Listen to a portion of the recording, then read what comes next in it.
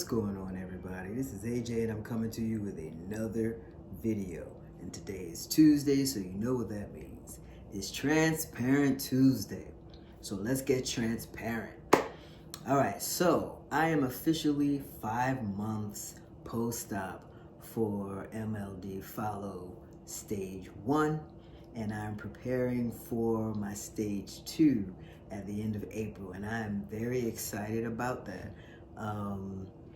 Basically what I'm doing to prepare is just exercising more. So this is bulking season for me. For those who don't know what bulking season is, that's just putting on more weight while I'm exercising by increasing my carb intake and lessening my protein intake, lessening the amount of cardio that I do, increasing my weight, lessening my reps, and hopefully the outcome will be I'll be a little fluffier. You know what I mean?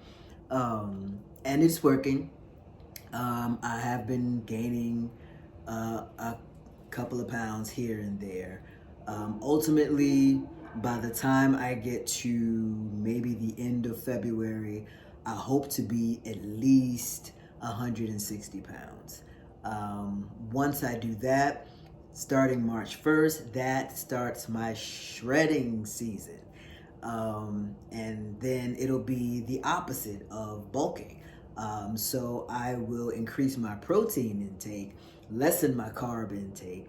I will increase the amount of reps I do, lessen the weight. I'll increase my amount of cardio and probably lessen the time that I do muscle training. What else? I said increase my cardio.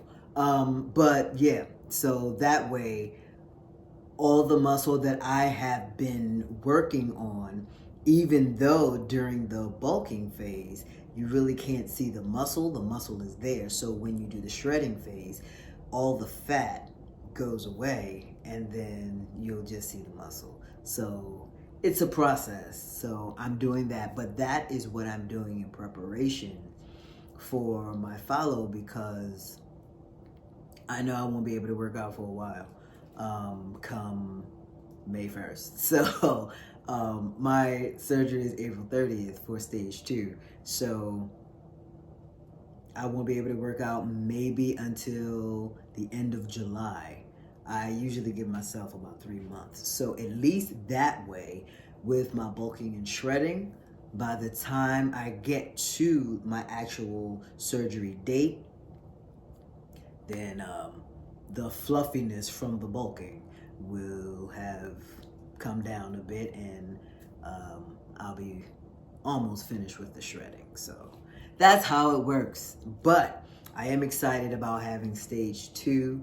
I went to see my surgeon a couple of weeks ago, and we had a really good talk about what I wanted to do for stage 2. So basically what I'm doing for stage 2 is this. So if you've been following me for a while and you've seen my other videos about me having MLD PHALLOPLASTY, you know that basically right now, the phallus that I have, it's non-working. It's just there. Like, that's what stage 1 is. Stage 1 is just the creation of the phallus. So it is there, but so is my neophallus. So I have 2, like I said in the previous video. But I do stand to pee with my neophallus. And that is the phallus that was created from my bottom growth when I had a metoidioplasty back in 2023. It's so crazy, it's 2025.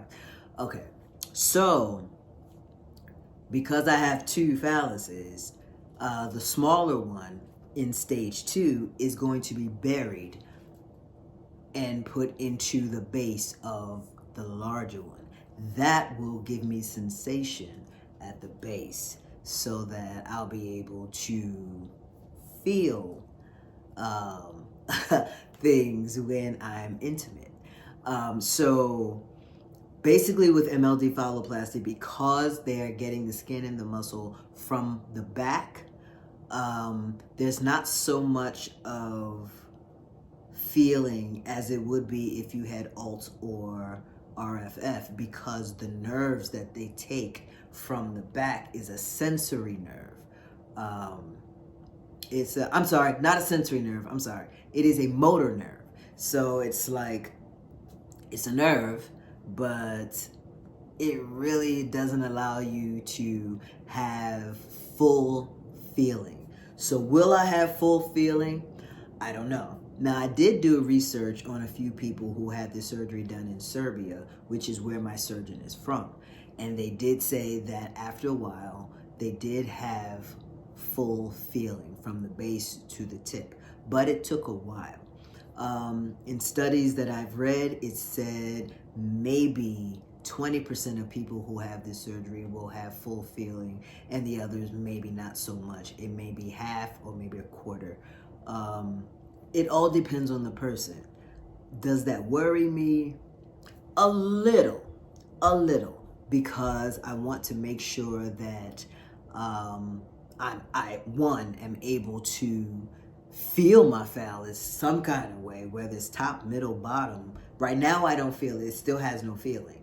And that may be for a while. But I do want to have some type of feeling for me. And then two, I want to have some type of feeling for my wife. You know, she likes to dib and dab down there every now and then. So, you know, I don't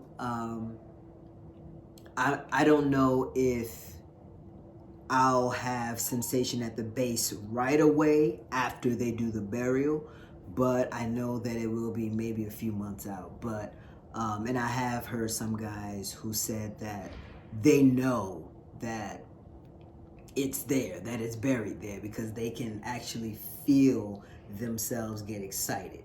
So yeah, I think that's the only thing I'm really worried about. And I don't think worried is a good word, because it doesn't like worry me to the point where I don't want to do it. No, of course I want to do it. And you do have an option. You have an option not to bury your smaller phallus. You don't have to. There are some trans guys who do not bury at all. So they have their penis, and then under their penis, they have their bottom growth. There are some who choose not to have a vaginectomy. So they have their penis, they have the bottom growth, and then they'll have the opening. So it all depends on you. There is no one way to be trans, people. That's basically what I'm trying to say. There's no one way. There is no set rule of how one should have their phalloplasty. You can have it however you desire, whatever makes you comfortable, which is why your surgeon talks to you about it beforehand.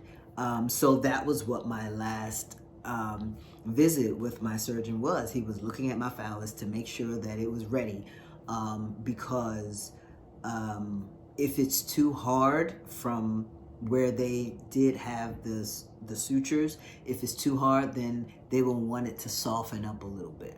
And mine was okay. They said it was a little hard, but it was manageable. It was okay. But we talked about everything. We talked about what we wanted for my final stage, which will be stage 3, hopefully in November. We talked about what we wanted for stage 2. And basically what I said was I wanted the burial of my smaller phallus into the bigger phallus. I wanted the glands. So with the glands, that's just the little, I guess, the acorn, because that's basically what glands means, acorn. The acorn at the top. So it's basically just creating the tip of the penis. That's all. And I told them that I wanted the UL, the urethral lengthening, again. So I'm gonna have to go through that again. And I know with urethral lengthening this time, they're probably going to take the tissue from the inside of my cheek because there's just nowhere else for them to take it. The first time when I had my metorioplasty with UL, I had a vaginectomy, but they took tissue from the inside before they did the vaginectomy. So that tissue created my urethra. So now that that's gone and shop is completely closed, they're gonna have to take it from the inside of my cheek, which is gonna be something else to recover from. I know that's probably gonna feel weird, but that's okay. It comes with the territory. And then I told my surgeon that I did want ED, but that won't be until stage 3. So, and I believe that's going to be the only thing that they're going to do in stage 3. Now, I'm not sure why they can't do it in stage 2, but I trust my surgeon completely. If he wants to wait to do it, then I'll wait to do it. It's no problem. At least I know that I'll be having stage 3 in November. So by the end of this year, my phalloplasty will be complete. It will be done. It will be over. And it's just a matter of waiting over time to get the sensation that I'm going to get. Like I said, I may not have full sensation, but I know I'm going to have something. And with any phalloplasty, it's, you know, it's up in the air. You just never know. So yeah, that is my update. And like I said, I'm excited about having my stage 2 in April 30th. So yes, and I know these past few days, past week, I know everyone, I know it has been a roller coaster ride, and it just seems like the roller coaster is not going to end quite yet. Let me just say that everything that's happening now with this administration, please, please don't let it get to you to the point of panic. Just because things are being signed doesn't mean that they're going to be law. It doesn't mean that they're going to be implemented. It doesn't mean that Congress is going to pass them. It just means that someone is signing paper. That's what it means.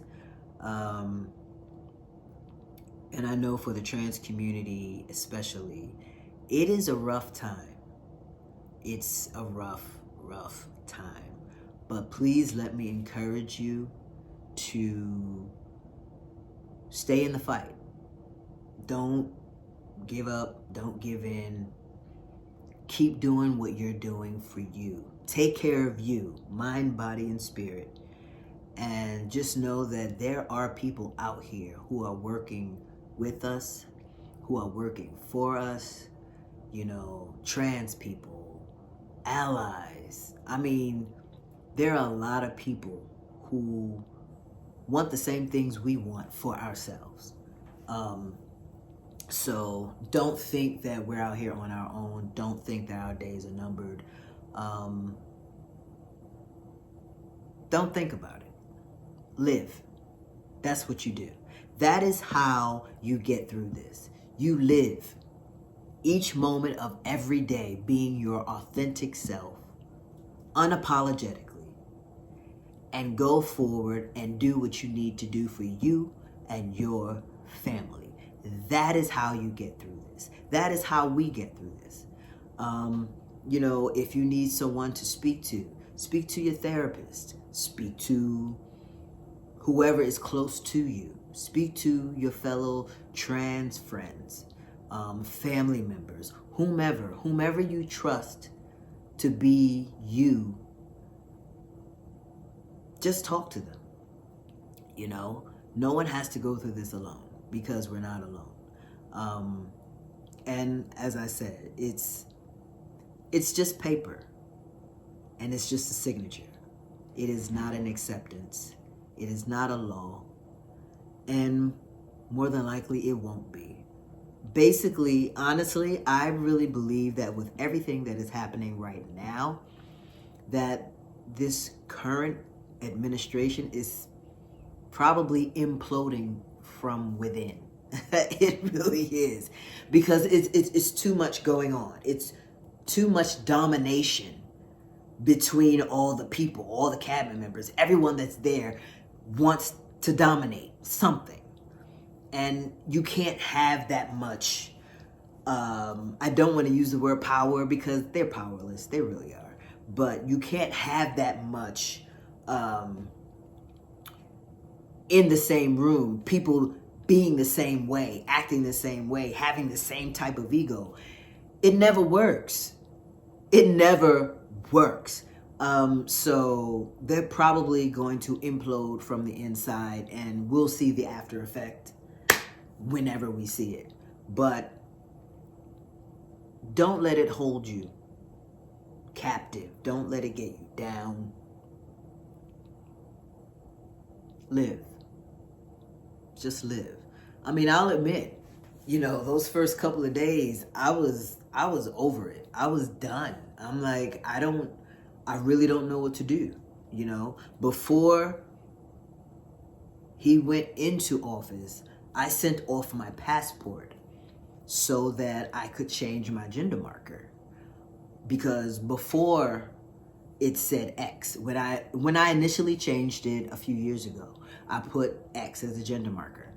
But I recently updated my gender marker from X to M on all of my other documents, and my passport was the last thing. So I sent it off a week and a half before January 20th. I don't even know if I'm going to get it back. I don't know. They may hold it. Luckily, I didn't have to send documents because I had already renewed my passport, so it was just doing a renewal without documents because they weren't asking for it. It was just a gender marker change, so I really didn't need any documents. But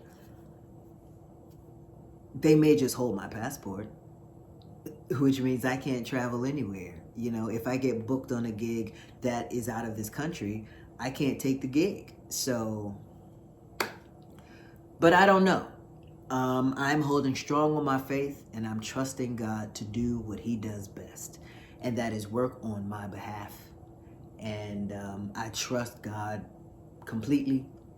So whatever happens is meant to happen for me. It's not going to stop me from doing what I want to do and doing what I need to do. I'll just find another way around it. So if I get my passport back, I will let you all know. But I'm not stressing it. It's no point. So what I am doing is just preparing myself for my surgery in April. I'm looking forward. I'm literally looking forward. I'm not looking in the past. I'm not looking behind me. I'm moving forward. I'm looking forward because that is the direction I'm moving. And that is the direction you should be moving to. So don't let it get you down. Just make sure that you do what you need to do for you, whatever that is, however it looks. Do you. All right? All right, y'all. That's enough of me ranting and raving and talking and encouraging and doing whatever I need to do. But I hope this resonates with someone, and I hope that you hear me when I say, keep doing you. We will be okay. We'll be better than okay. And we're going to come out on the other side of this way stronger, way more unified, and way more fierce. Nothing's going to hold us down. Nothing. All right? Thank you so much for watching this video. Please do me a favor. Like this video, subscribe to my channel, hit the notification bell. That helps me out a great deal. If you have any questions about my transition or transitioning in general, hit me up in the comments and I'll answer you either in the comments or I'll do a video on it. If you have any questions about MLD phalloplasty specifically, hit me up because, as I said before, there is not a lot of information about MLD phalloplasty out here, and I'm your source because I have had it. So If you have any questions about it, hit me up. I'll hit you back on the comments, or again, I'll do a video on it, all right? Enjoy the rest of your morning, afternoon, evening, whenever you are watching this. Be good. But if you cannot be good, then be good at it. A.J. A.L.J.